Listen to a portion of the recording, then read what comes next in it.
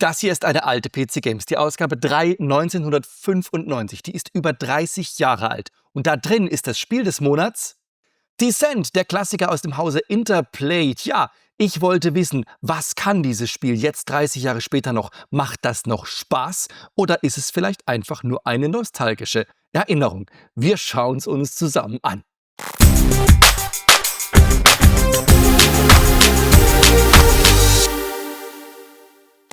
So saßen wir vor dem Monitor und haben nach oben geschaut. Wir haben versucht, um die Ecke rumzuschauen, weil wir wissen wollten, lauert da oben einer dieser Roboter oder nicht. So saß ich mit meinem Kumpel vor Descent damals. Es war beeindruckend. Es war wirklich beeindruckend. Wir haben es zu zweit gespielt und wir waren trotzdem total im Stress. Es war aufregend, es war neu, es war frei, es war technisch innovativ, es war schnell, es war spannend. Ja, und wie ist es jetzt? Macht's noch Spaß oder macht's eben keinen Spaß mehr? Das ist ja immer die Frage, der ich in diesen Videos nachgehen will. Und wir steigen direkt ein. Ja, und wie so oft nutze ich wieder GOG als Plattform, auf der ich Descent laufen lasse. Einfach aus dem Grund, es läuft out of the box, installieren und los geht's. Also man sieht hier einfach auswählen, Descent auswählen und dann kann man hier oben auf Spielen klicken und das Ding läuft. Alle Einstellungen sind so gesetzt, dass es direkt läuft oder man muss einige wenige modifizieren. Man kann dann hier sagen, Graphic Mode, Multiplayer Setup, Sound Settings und oder man geht einfach ins Spiel und dann geht's los.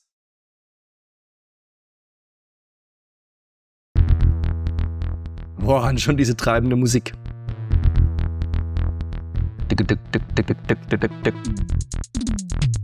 Genau. Ja, und da sind wir auch schon drin. Es gibt kein Intro und es gibt auch zwischendurch kaum Zwischensequenzen. Wie kaum? Es gibt überhaupt keine Zwischensequenzen. Also da muss man sagen, das war bei Descent wirklich ein bisschen dürftig, ein Wahnsinns-Shooter, aber das Außenrum war einfach null. Wir werden es auch gleich sehen. Aber wir gucken kurz in die Einstellungen, weil man kann die Steuerung Gott sei Dank frei konfigurieren. Und damals war es so, dass man das Ganze über Tastatur steuern sollte. Und man hat auch einen Joystick irgendwie benutzen können oder so. Das lassen wir alles. Wir machen das ganz anders. Ich habe das nämlich auf WASD umgestellt. Also man sieht hier, es gibt, das können wir alles hier, Pitch Forward, Pitch Backward, Turn Left, Turn Right, das haben wir alles aus. Das brauchen wir nicht, das machen wir über die Maus. Das heißt, die Maus bewegt unser Schiff links, rechts, oben, unten. Ich erkläre es euch gleich auch nochmal. Wir haben Slide Left auf A, Slide Right auf D. Dann gehen wir hoch und runter mit Space und Left Control, also mit Steuerung. Links und rechts rollen auf Q und E.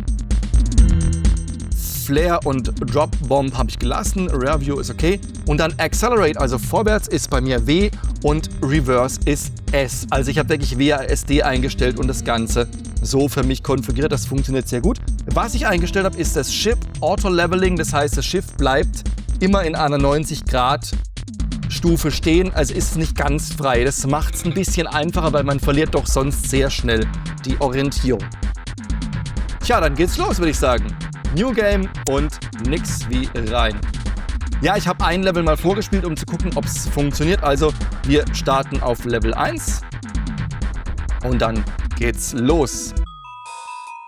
Und jetzt sieht man auch gleich, es gibt keine Zwischensequenzen. Es gibt nur diese Standbilder mit diesem Textbriefing. Und ganz ehrlich, Interplay hatte wohl, weiß ich nicht, keine Zeit, keine Lust, da irgendwas zu machen. Also zu der Zeit waren wir ja schon an Wing Commander gewöhnt mit Videosequenzen und auch alle anderen Spiele hatten Videosequenzen, entweder mit Schauspielern oder nicht. Und hier war halt gar nichts, nur dieser Text, diese Textwüste. Und ganz ehrlich, wer liest denn das? Wir klicken das durch.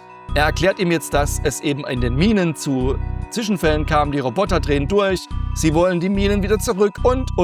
Das ist alles ja furchtbar uninteressant. Dann werden die Roboter vorgestellt, das ist ganz cool.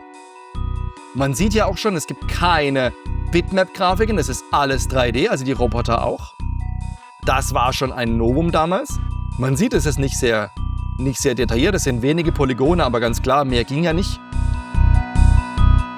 So, wir klicken auch die durch, eben aufsteigende Gefährlichkeit. Wir werden sie gleich zu Gesicht bekommen. Da müssen wir immer hin zum Exit, ne, wenn wir den Reaktor gesprengt haben. So, bla bla bla bla bla bla. Wer liest denn das? Ach, Freunde, ganz ehrlich. So. Erstes Level ist im Anrollen. Los geht's. So, man sieht jetzt hier links, rechts, Maus hoch, Maus runter ist dann Pitch, also hoch und runter neigen. Das funktioniert ganz gut. Wir haben A und D für links und rechts. Wir haben W und S für vorwärts und rückwärts. Leertaste hoch, Steuerung für runter. Und dann können wir uns drehen. Und man sieht es schon, er bleibt immer so in einem 90-Grad-Muster stehen. Wenn ich nur wenig drücke, dann fluppt er so rum irgendwann. Und das war ja das, ne, was Descent ausgemacht hat. Freie Bewegung. Da ist auch schon der erste Roboter. Ja, und da sieht man schon, was für ein Wahnsinn. Freie Bewegung.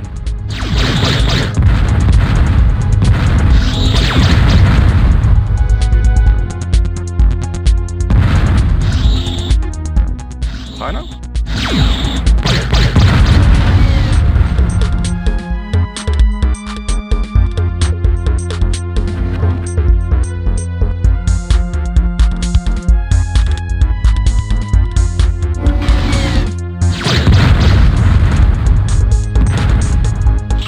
Ja, Hammer, echt. Da sind wir wieder welche. Uiuiui. Ja, wie gesagt, das erste Level habe ich schon mal angeschaut vorher, einfach um mich wieder an die Steuerung zu gewöhnen, weil es ist doch sehr lang her.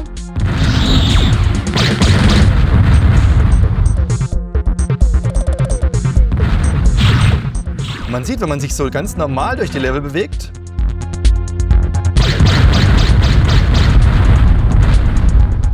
so, die Geiseln müssen wir retten. Dann ist das ja alles noch ganz okay. Also wir haben jetzt so diesen Effekt wie ein normaler Shooter. Wenn man sich aber plötzlich dreht, dann sieht das Ganze plötzlich ganz anders aus. Dann ist eben unten und oben irgendwie vertauscht oder auch nicht. Also unten und oben sind bei Descent tatsächlich relativ. Autsch. Noch einer.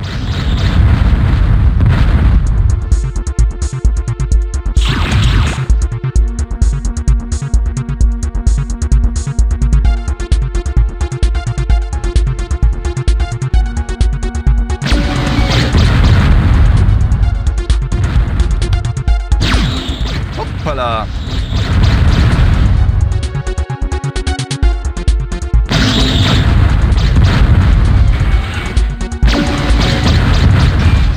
Na, das geht ja richtig ab, aber es läuft butterweich. Ganz ehrlich, Freunde, was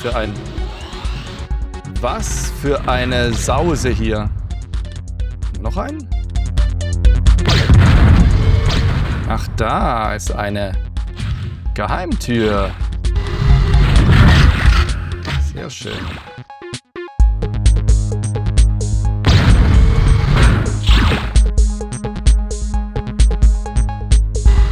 Also man sieht schon, man muss hier wirklich die Orientierung behalten. Man kann sich auch nach hinten umblicken. Und auf M habe ich die Karte gelegt. Oh, jetzt dachte ich schon, er ist abgestürzt. Also man sieht auch, die Karte ist in 3D gehalten. Also man braucht da dann schon ein bisschen Übersicht. Oh, Karte aufrufen dauert Zeit. Dauert ein bisschen, okay, das ist komisch, warum auch immer. Muss an der Aufnahme liegen. So, wo wollte ich eigentlich hin? Halte mal. Wir müssen da... Also wir brauchen die Schlüsselkarte, wir müssen natürlich den Reaktor finden. Oh, da schießt was auf mich. Ach, da.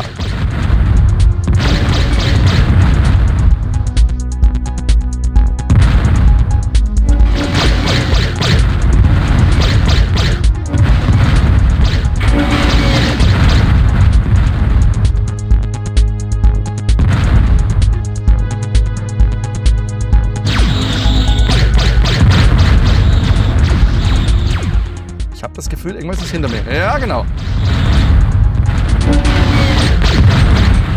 Hoppala.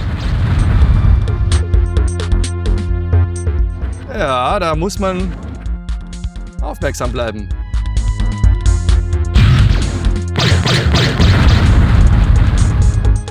Könnte auch Raketen nehmen, aber das brauchen wir jetzt nicht für die.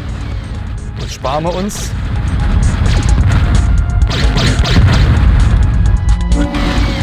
Da ist noch einer.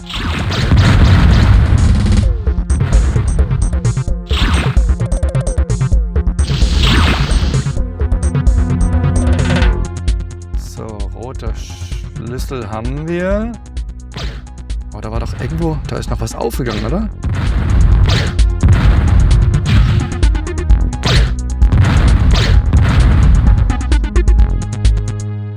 Oh, das mit der Karte ist nervig, dass die immer braucht zum Aufrufen. Da war doch, schau mal da ist doch irgendwie ein Raum noch. Kennt ihr das? Da, schau mal.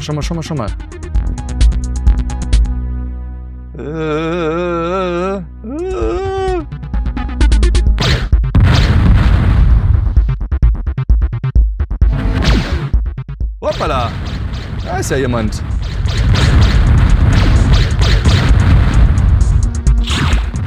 Ah, sehr schön, eine Vulkankernen. Wir können nämlich auch natürlich die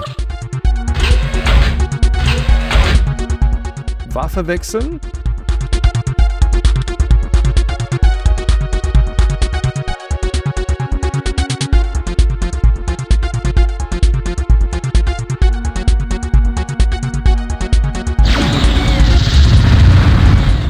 Hoppla.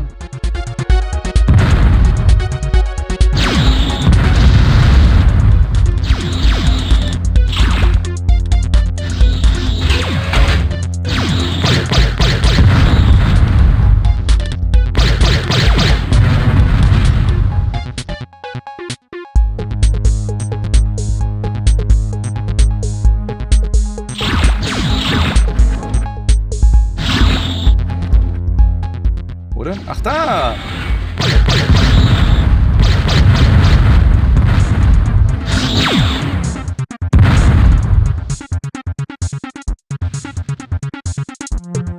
Wahnsinn.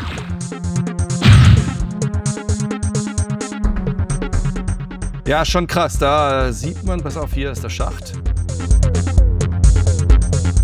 Also man sieht, oben, unten, links, rechts ist tatsächlich so eine Sache.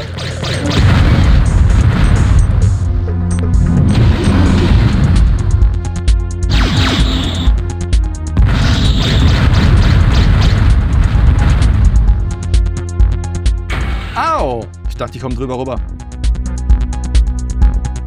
Jetzt haben wir nämlich einen Schacht hier. Schau mal. Da ist nämlich dann plötzlich oben, unten und dann ist plötzlich der Schacht ist jetzt senkrecht und irgendwie ist es dann doch alles.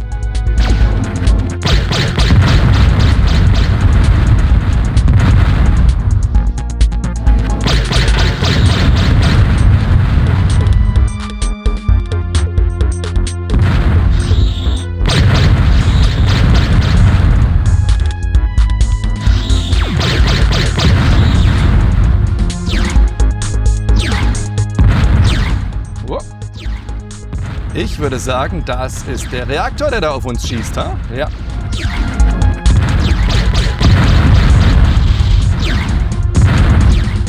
Gehen wir hier in die Nische, da sieht er uns nicht. Man sieht es schon hier, links drüben ist das Exit. In diesem ersten Level ist der Ausgang noch direkt beim Reaktor.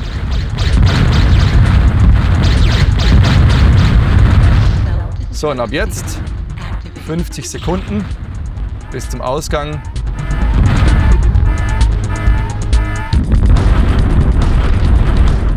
Ja, das war's. Level 1.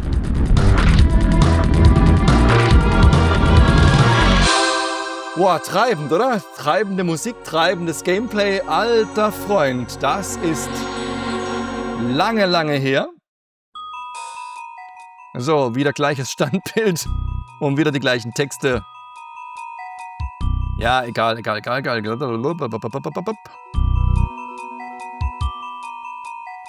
Ja, ich glaube, da kriegt man keine wirklichen.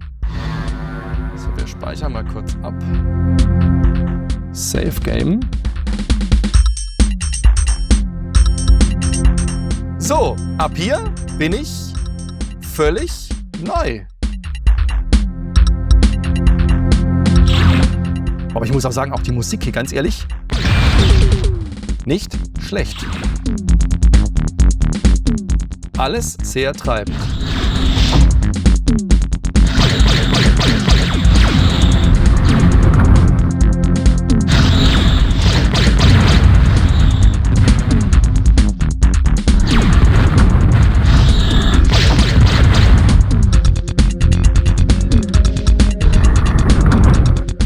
Na komm.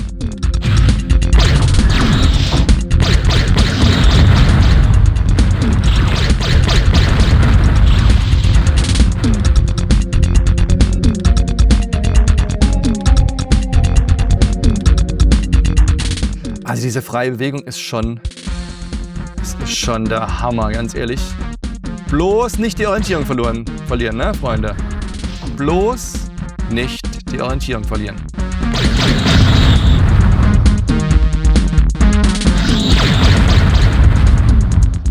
Schön ist ja, dass die Roboter auch so rufen sozusagen. Man hört sie, wenn sie einen entdecken.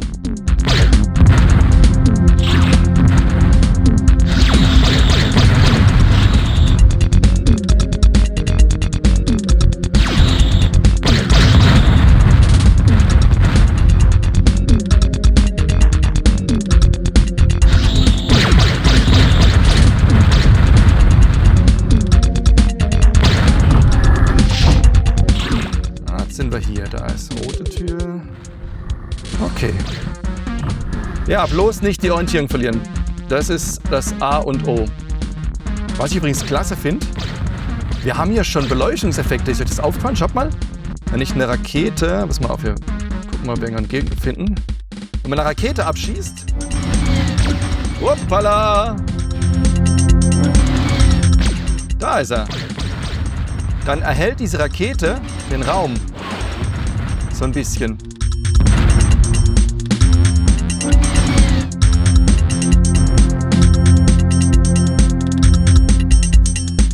Wo ist er?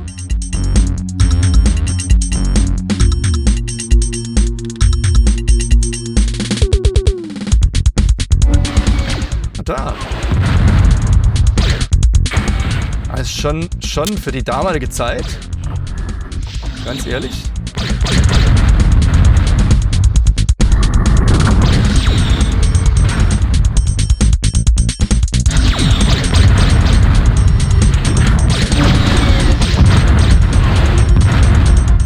Hoppla, bin ich voll reingeflogen, ich Depp.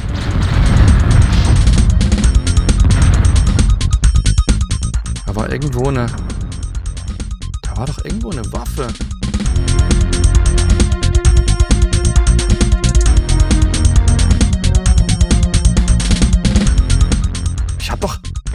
Ich hab doch gerade irgendwas gesehen. Da, schaut mal da. Sehr schön. Laser Booster to Level 2, sehr schön. So, jetzt müssen wir doch auf die Karte gucken. Auch wenn das Spiel jedes Mal fast abstürzt, aber das liegt wirklich am Capturing. Das war beim ersten Mal nicht so. Okay, da war ich noch nicht. Also die Karte ist schon extrem hilfreich. Da muss man echt sagen, dass...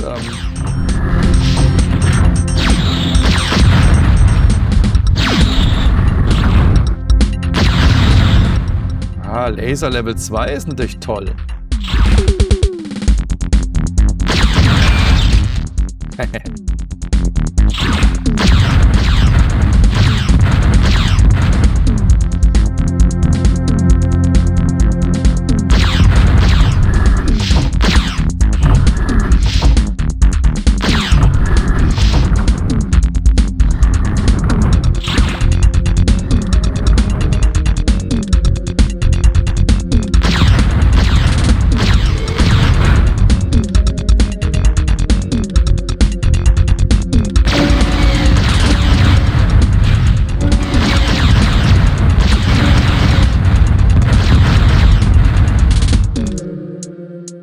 Ja, also man sieht, dann dreht man sich und dann ist man plötzlich andersrum.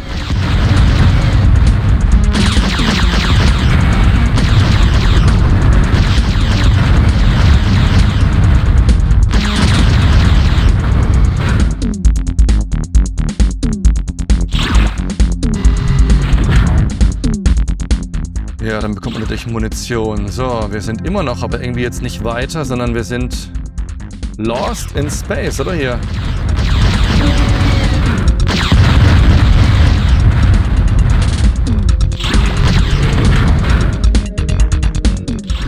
Aha. Laser Boosted to 3, ja sehr schön.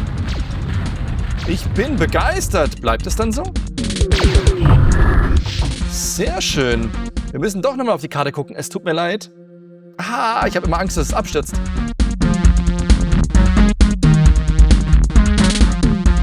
So, wir haben hier diesen Zentralraum. Da genau. Da ist die rote Tür. Da waren wir jetzt. Das heißt, wir müssen vom Zentralraum wieder nach links. Ah, rechts waren wir noch nicht. Okay, also. Ich habe Angst. Ich speichere mal kurz ab. Aber einfach, weil ich das Gefühl habe, nicht, dass mir das Ding abschmiert. So, wir fliegen zurück. Zentralraum, wir waren noch nicht rechts.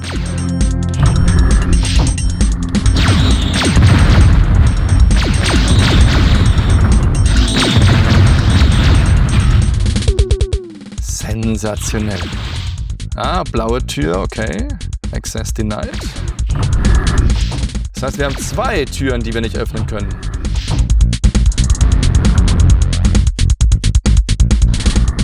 Boah, und die Musik ist aber auch echt klasse, oder? Ganz ehrlich. Was hab ich denn für eine Rakete drin?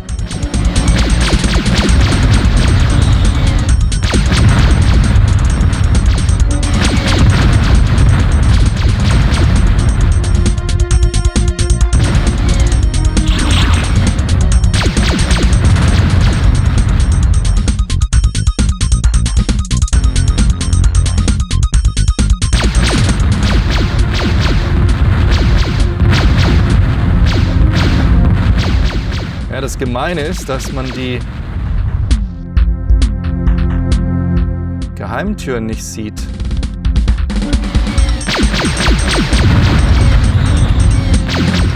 Ja, das ist wirklich krass. Das erhält wirklich den Gang.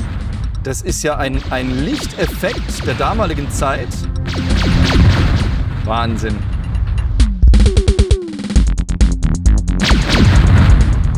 Aber man sieht, das Level ist noch relativ nett, was die Orientierung oben und unten angeht. Da sind die Geiseln, sehr schön. Wäre ja blöd, wenn wir die nicht befreien, dann bleiben die zurück und...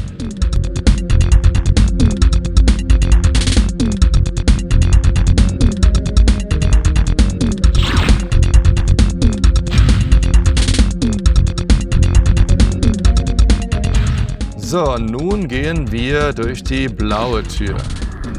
Wo war die denn? Ach, da, warte mal, oder war das blau? Ja. Genau. Sieht wie ein Aufzugsschacht aus.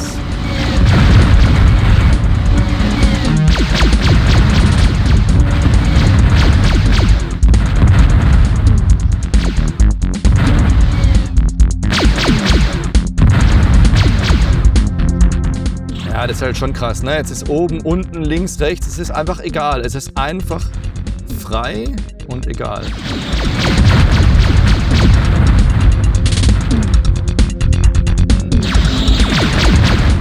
Es war so klar, dass da wieder welche hocken.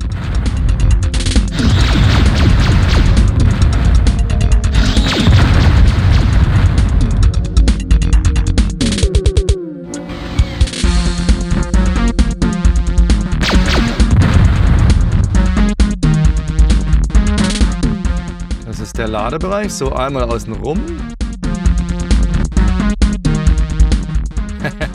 Einmal im Kreis fliegen. Halt, da komme ich her. Oh, jetzt habe ich selber nicht mehr geblickt.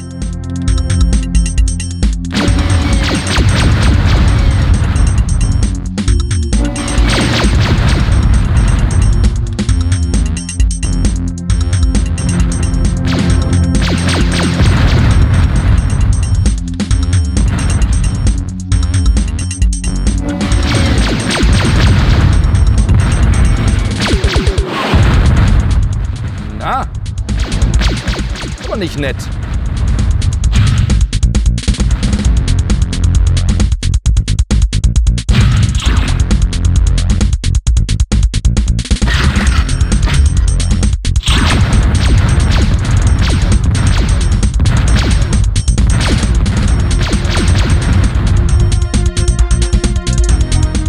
So, damit haben wir die rote Schlüsselkarte und können jetzt Aufzug wieder hoch.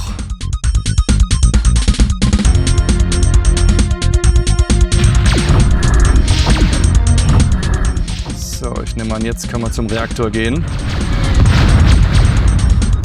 Ja, der Wahnsinn, Freunde.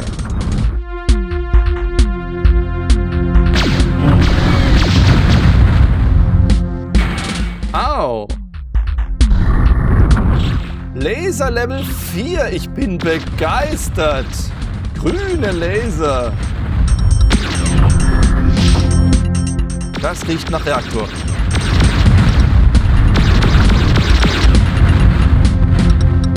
Die Frage ist, wo ist der Ausgang?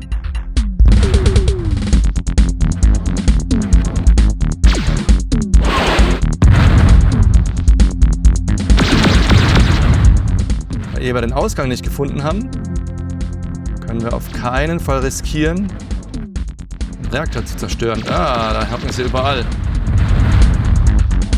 Boah, sag mal, jetzt wird es sogar ein bisschen zuckelig hier.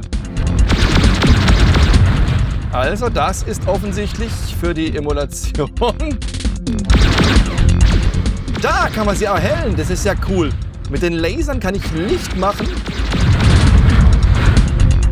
Ist das krass. Da ist auch ein was zum Aufmachen, okay. Ich höre ihn, das ist der Reaktor.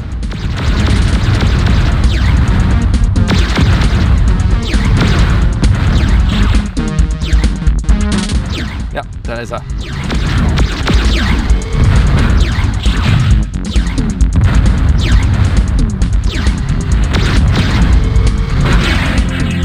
Cloaking. Sieht er mich jetzt nicht mehr oder wie? Er ist ja cool, er sieht mich nicht mehr. Aber wo ist der Ausgang? Verdammt! Ich habe den Ausgang noch nicht gefunden.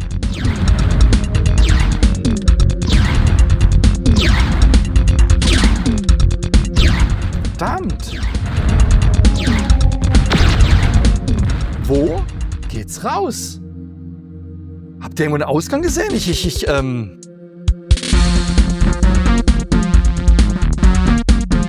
Da ist noch ein... Könnte es das sein? Ich habe immer Angst, dass er abstürzt. Jetzt pass mal auf, das war hier.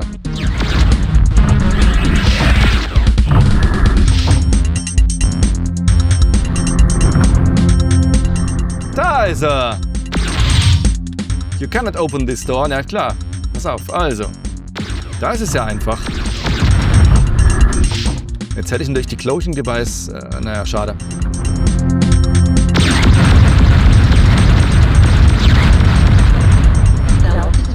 Sequence activated. Und nix wie raus. Nein, Jungs, ich habe keine Zeit. Wow. Meine Pumpe geht. Das ist richtig aufregend, Freunde. Richtig aufregend. Wow.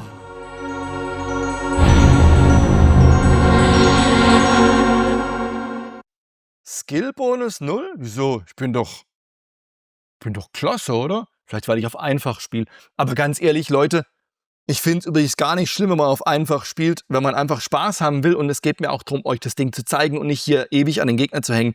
Dann spielt man eben auf Trainee. Was soll's? So, wieder übliches Prozedere. Irgendeine Beschreibung, die keine Ahnung, ist ja völlig egal. Level 3, einen schaffen wir noch, oder? Boah, mir wird's richtig warm hier mit euch. Das ist ja... Also nicht mit euch, sondern mit diesem Spiel. Der Wahnsinn. Autsch.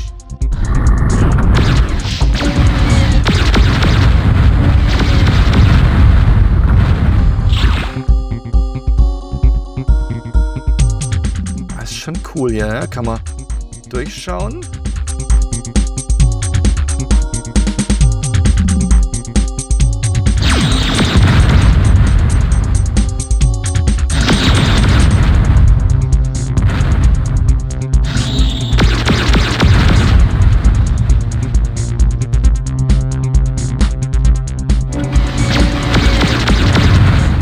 Aber das finde ich schon grandios, dass man mit den Lasern Licht machen kann.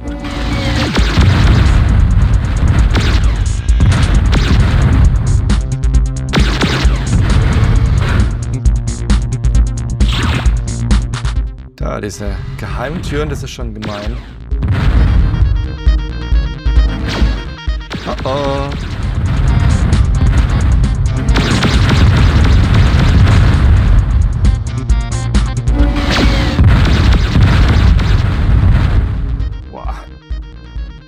Großer Raum.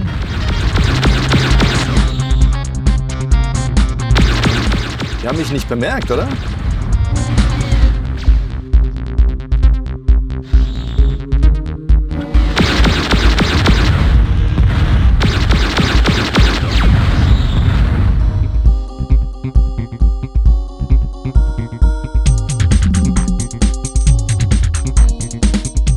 Boah, das ist aber echt, also links, rechts, oben, unten. Es war so klar.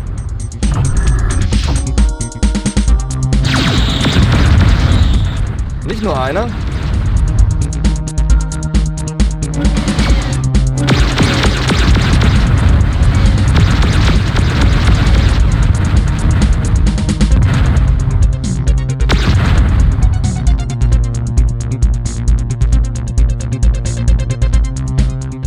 Das ist genau das, ne, was Descent ausmacht.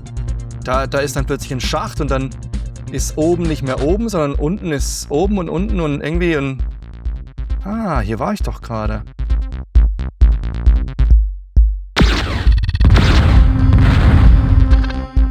Ja, genau. Ah, verstehe. Okay, also dann gehen wir hier lang.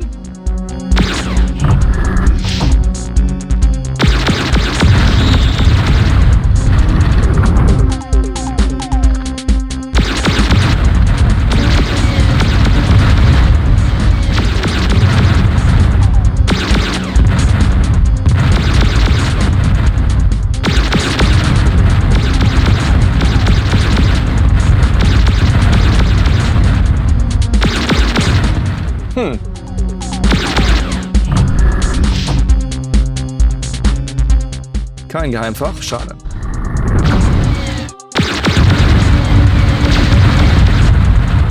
Da hockt alles voll damit.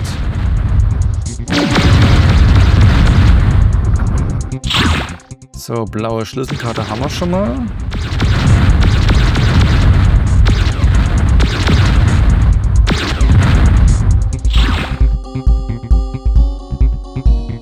Kurz abspeichern und dann orientieren. Map aufrufen. Ah! Klappt.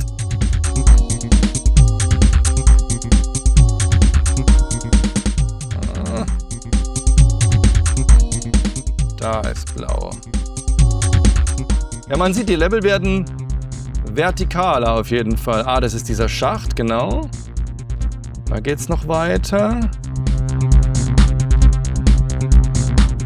Also hier ist Ende. Also sehr schön.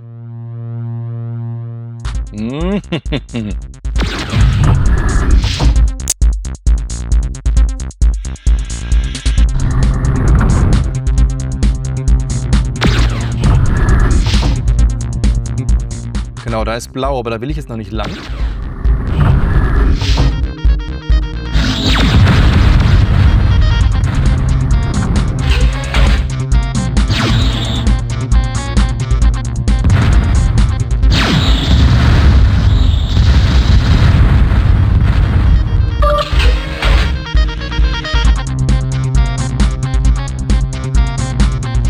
Also man muss wirklich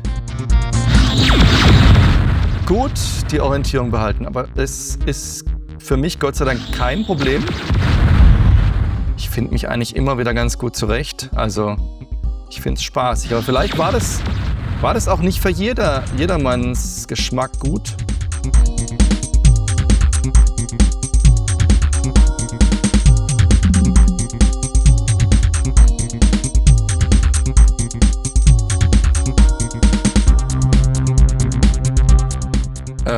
Jetzt bin ich am Anfang, oder?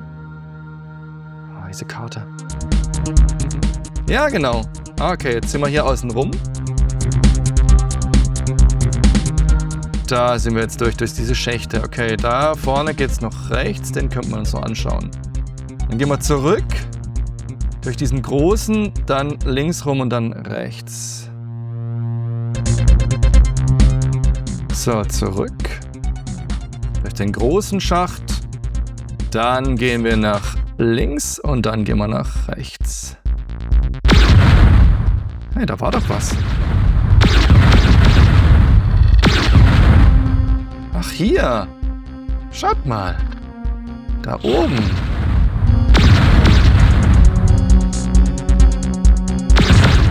Ach so, da ist gar nichts. Ja, dann gehen wir wieder davor, pass auf. Also. Und aufwärts geht's.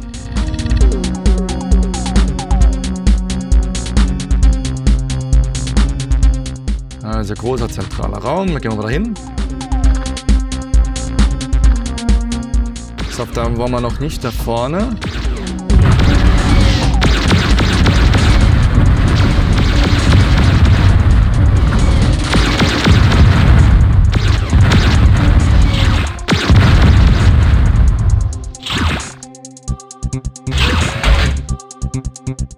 Threadfire Cannon, was ist das? Ah ja.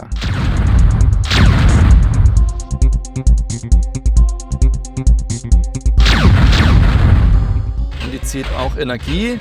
Die Vulkan hat Munition und die Laser und auch diese andere, die Spreadfire, die ziehen Energie.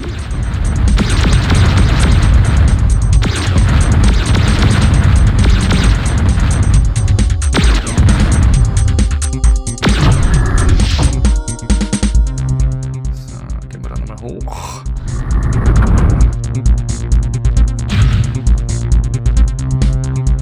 Ja, genau. Ja, ich habe den Durchblick. So, jetzt sind wir wieder hier. Jetzt gehen wir mal zur blauen Tür rein.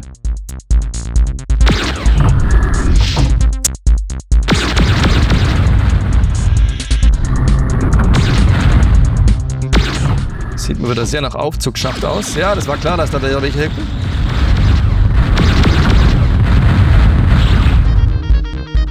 Das war klar.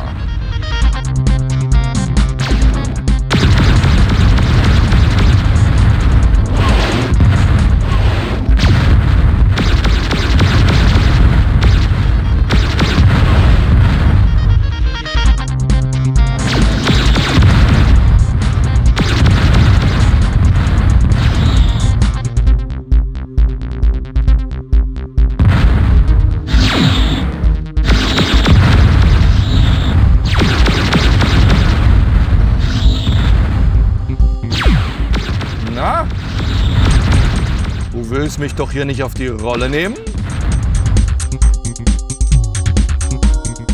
Aber sie haben das schon ganz clever gemacht. Die Level sind alles andere als gerade und linear oder sonst irgendwie. Die sind wirklich verschachtelt ohne Ende.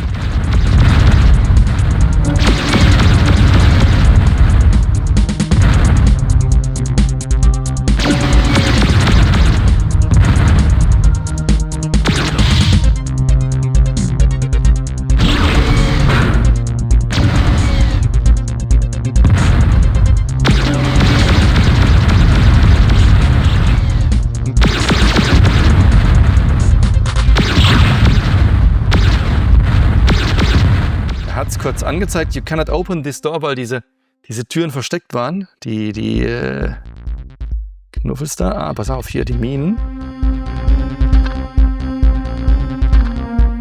Okay, dann gehen wir da rechts lang und gucken, dass wir die Geisel noch befreien, ne? Würde ich sagen.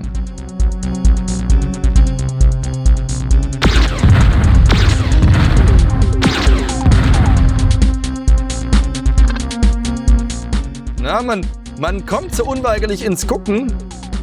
Links, rechts, oben, unten. Ah.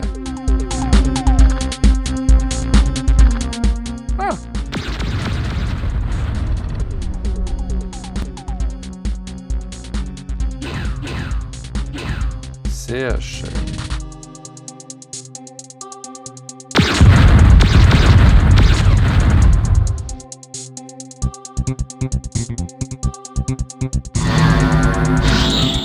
Hoppala! Das ist ja gemein, die beamen sich da einfach rein. Macht denn sowas? Hoppala, nochmal!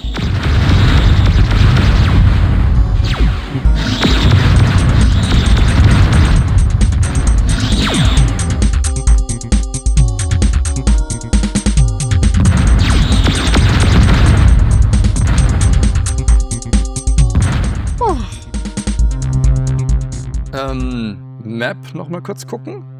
Ich verliere ein bisschen. Ah ja, okay. Lila, lila, gelb. Gelb habe ich doch gerade den Schlüssel bekommen. Da unten ist noch so ein großer Raum. Der sieht mir sehr aus, als würde der da anschließen an das, wo ich jetzt gerade davor schwebe. Okay. Oh oh. Hahaha.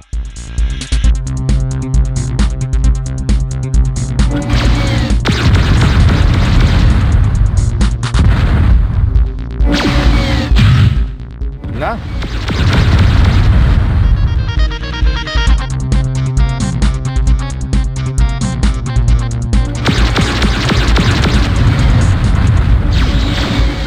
Wow, wow, wow, wow, wow, wow, wow. Hier ist Betrieb.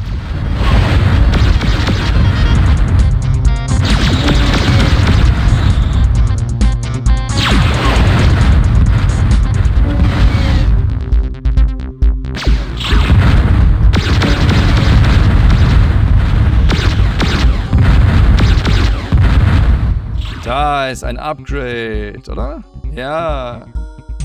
Laser ist maxed out. Oh, ich bin schon auf Level 4. Cool. Schade.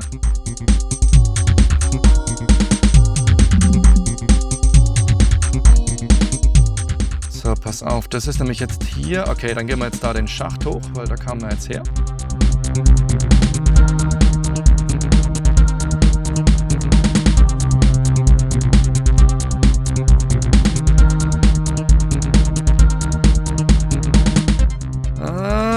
Moment. Jetzt muss ich doch kurz mich umgucken. Es nervt ein bisschen, dass die Karte immer so lange braucht, bis sie aufgerufen wird. Aber jetzt muss ich doch mal ganz kurz reingucken. Ah, hier, pass auf. Jetzt bin ich falsch geflogen. Ich wollte...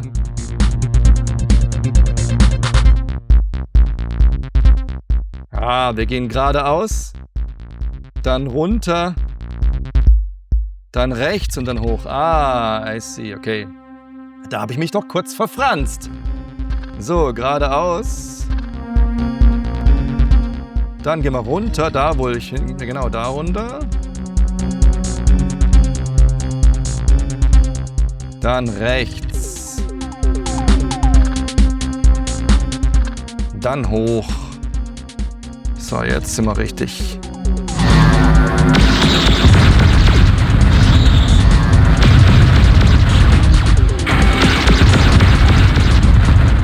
Das ist doch Käse. Warum passiert denn das jedes Mal?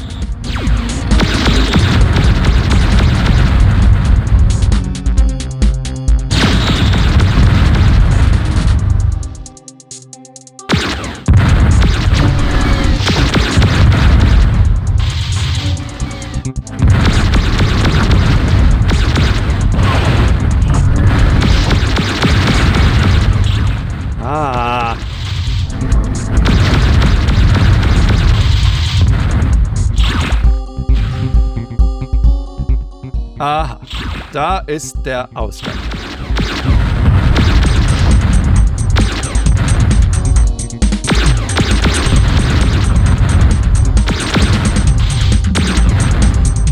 Okay, das kann ich mir merken. Ja, haben wir das Level ja ganz gut verstanden. Also ich muss sagen, na, nicht schon wieder, oder?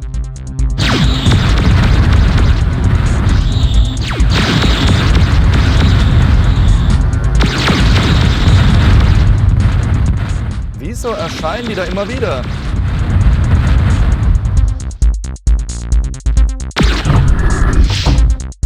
So, wir nähern uns dem Reaktor. Oh oh, ich werde aufgeregt.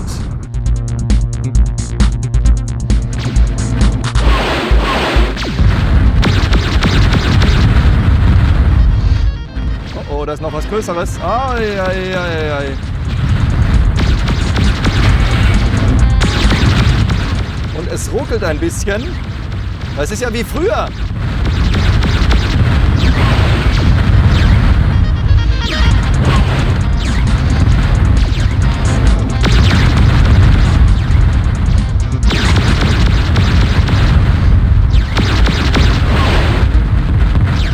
Ui, der schießt Raketen auf mich, oder wie?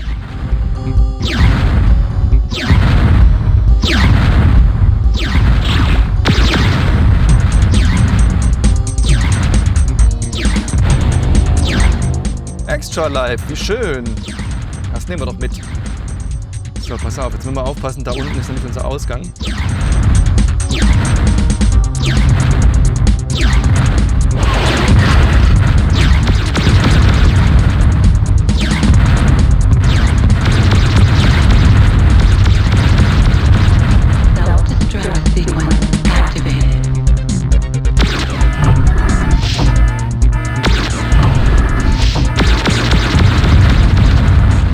Der ist mir jetzt egal.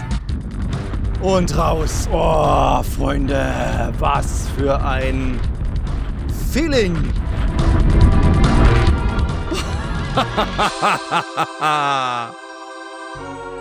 Herrlich. Oh, 3 Level.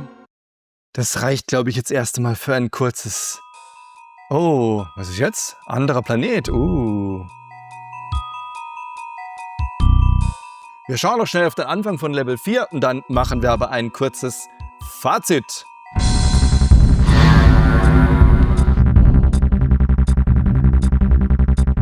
Ja, treibende Musik und es geht direkt weiter und ja, das soll es gewesen sein. Ich speichere noch ab und dann sehen wir uns gleich für eine kleine Feedback-Runde.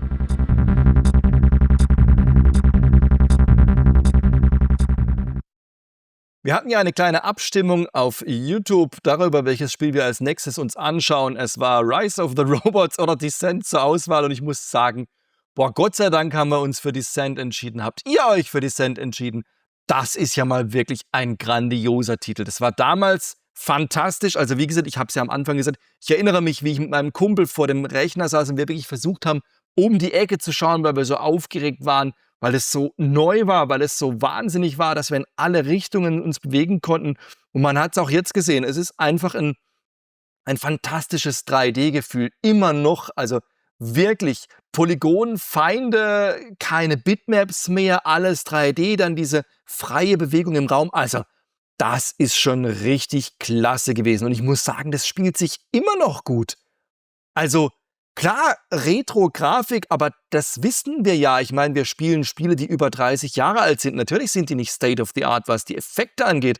Aber gerade weil es, finde ich, relativ simpel ist von der Grafik her, macht es eigentlich unheimlich Spaß. Es ist sehr zugänglich. Es spielt sich extrem schnell. Dadurch, dass die Grafik nicht so überladen ist, hat man, finde ich, auch eine ganz gute Orientierung. Also man kann immer klar definieren, wo bin ich denn jetzt gerade?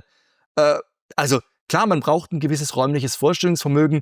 Das ist bei diesem Spiel sicherlich unerlässlich, aber es macht unfassbar viel Spaß. Mir ist richtig die Pumpe gegangen beim Spielen. Also, wow, richtig, richtig klasse. Auch in der PC Games Redaktion waren sie natürlich begeistert. Ich meine, ganz klar, Spiel des Monats heißt ja im Grunde schon alles. Und in der Zeit waren wirklich viele Spiele, die diesen Titel verdient gehabt hätten. Es waren etliche Hochkaräter unterwegs. Also 1995 war ein richtig grandioses Spielejahr. Aber in diesem Monat sollte es eben Descent sein. Auch wenn sie natürlich sagen, zwischensequenztechnisch fehlt da doch einiges. Also die Präsentation ist echt mies, aber das Gameplay einfach der absolute Hammer. Und das haben wir ja auch gerade gesehen, also hier sind die Robotertypen vorgestellt. Natürlich ist die Gegnervielfalt noch nicht so groß, wie wir das dann in späteren Jahren gewohnt sind. Descent 2 hat ja da schon mal einen draufgesetzt. Aber Äh, Trotzdem, die Redaktion war begeistert, die PC Games war begeistert von diesem Spiel, von diesem Spielgefühl, das so ganz anders war als alles, was man bis dato gesehen hatte. Also man sieht es am Wertungskasten, natürlich gab es hier fette 92% Spielspaß, also ganz klar. Und witzig hier oben, die Joystick-Steuerung wird hier erklärt und es steht, dass man trotz des tollen Joysticks doch nicht alle Funktionen drauflegen kann. Ja, das war so, ne? Man hat es gesehen, Descent hatte links, rechts, oben, unten, seitwärts, hoch, runter, vorwärts, rückwärts. Das hat einfach nicht gereicht. Und ihr habt es gesehen, ich habe das Ganze anders gelöst. Damals war das eben mit Joystick, ja, war einfach gang und gäbe, ne? Also ihr habt es gesehen, ich glaube, ich habe mit meiner Art, das Ganze zu steuern, eigentlich eine ziemlich gute Methode gefunden mit Maus und WASD-Steuerung. Ich fand das sehr angenehm, das ist sehr intuitiv. Das ist das, was ich aus jedem moderneren Shooter kenne. Mit Jedi Knight, da ging es meiner Meinung nach bei mir so richtig los, dass man eine Maussteuerung in Kombination mit Tastatur benutzt hat. Also am Anfang war das einfach noch nicht so üblich. Und ich finde, Descent spielt sich so aber wirklich grandios. Toll, dass man so ein altes Spiel frei konfigurieren kann. Das war bei nicht allen Spielen so. Also, Fazit. Descent über GOG ziemlich einfach, nicht besonders teuer und auf jeden Fall einen Blick wert. Wow, was für ein krasser Retro-Titel. Das war damals ein grandioses Spiel und es macht auch jetzt noch eine Menge Spaß. Klar, es fehlt so das Außenrum, aber für eine schnelle, flotte Runde zwischendurch macht's echt unfassbar viel Laune. Und was mir einfach bei diesen alten Spielen echt gefällt, es gibt ein Handbuch, es gibt ein Menü und dann steigt man ein und dann ist man mittendrin. Da gibt's kein Tutorial, nix. Es ist einfach pure Spielfreude. Das ist doch wirklich mal einen Blick wert. In diesem Sinne, vielen Dank fürs Zuschauen. Wir schauen mal beim nächsten Video, ob es dann wieder an ein altes Heft rangeht oder irgendeinen alten Spieletitel. Rise of the Robots wäre ja noch übrig oder viele, viele andere. Bis dahin, habt Spaß, zockt ein bisschen und dann sehen wir uns vielleicht hier auf meinem Kanal demnächst wieder.